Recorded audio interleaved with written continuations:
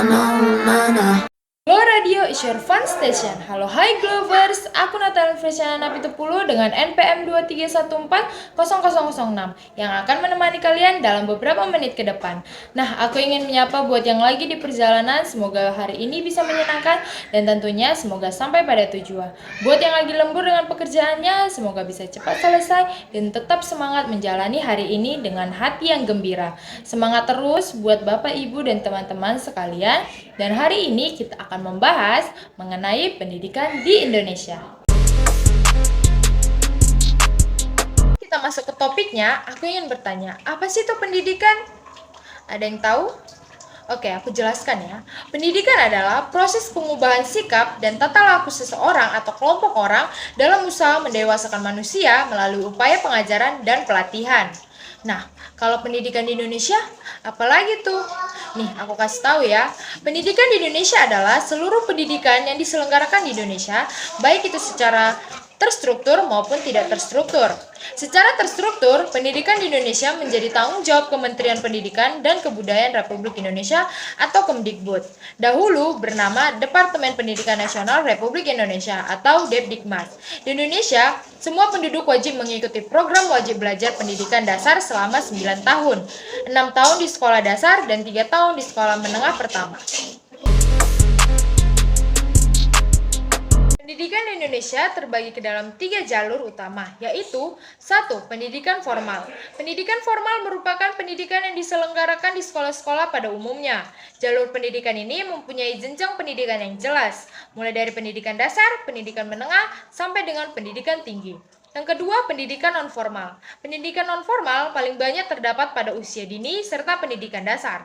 Terdapat pula Taman Pendidikan Al-Quran atau TPA yang banyak terdapat di setiap masjid dan sekolah minggu yang terdapat di semua gereja. Selain itu, ada juga berbagai kursus, diantaranya kursus musik, bimbingan belajar, dan sebagainya.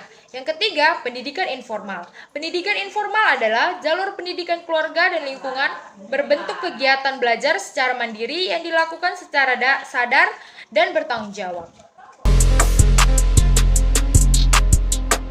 Sejarah pendidikan Indonesia.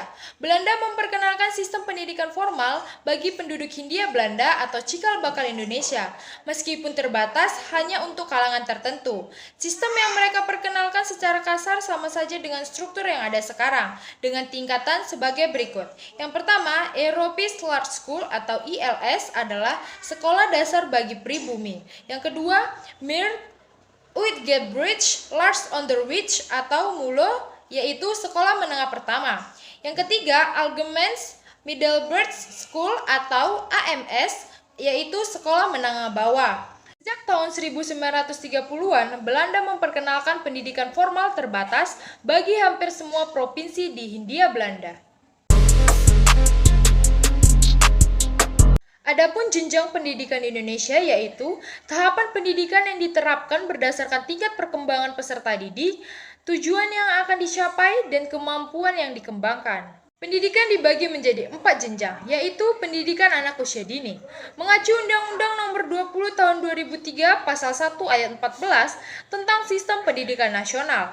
Pendidikan anak usia dini atau PAUD adalah suatu upaya pembinaan yang ditujukan bagi anak sejak lahir sampai dengan usia 6 tahun yang dilakukan melalui pemberian rangsangan pendidikan untuk membantu pertumbuhan dan perkembangan jasmani dan rohani agar anak memiliki kesiapan dalam memasuki pendidikan lebih lanjut. Kedua, pendidikan dasar. Pendidikan dasar merupakan jenjang pendidikan awal selama 9 tahun, yaitu sekolah dasar atau SD selama 6 tahun dan sekolah menengah pertama atau SMP selama 3 tahun. Pendidikan dasar merupakan program wajib belajar. Yang ketiga, pendidikan menengah. Pendidikan menengah merupakan jenjang pendidikan setelah pendidikan dasar, yaitu sekolah menengah atas atau SMA, maupun sekolah menengah kejuruan atau SMK selama 3 tahun waktu tempuh pendidikan. Dan yang terakhir adalah pendidikan tinggi. Pendidikan tinggi adalah jenjang pendidikan setelah pendidikan menengah yang mencakup program pendidikan diploma, sarjana, magister, dokter, dan spesialis yang diselenggarakan oleh perguruan tinggi.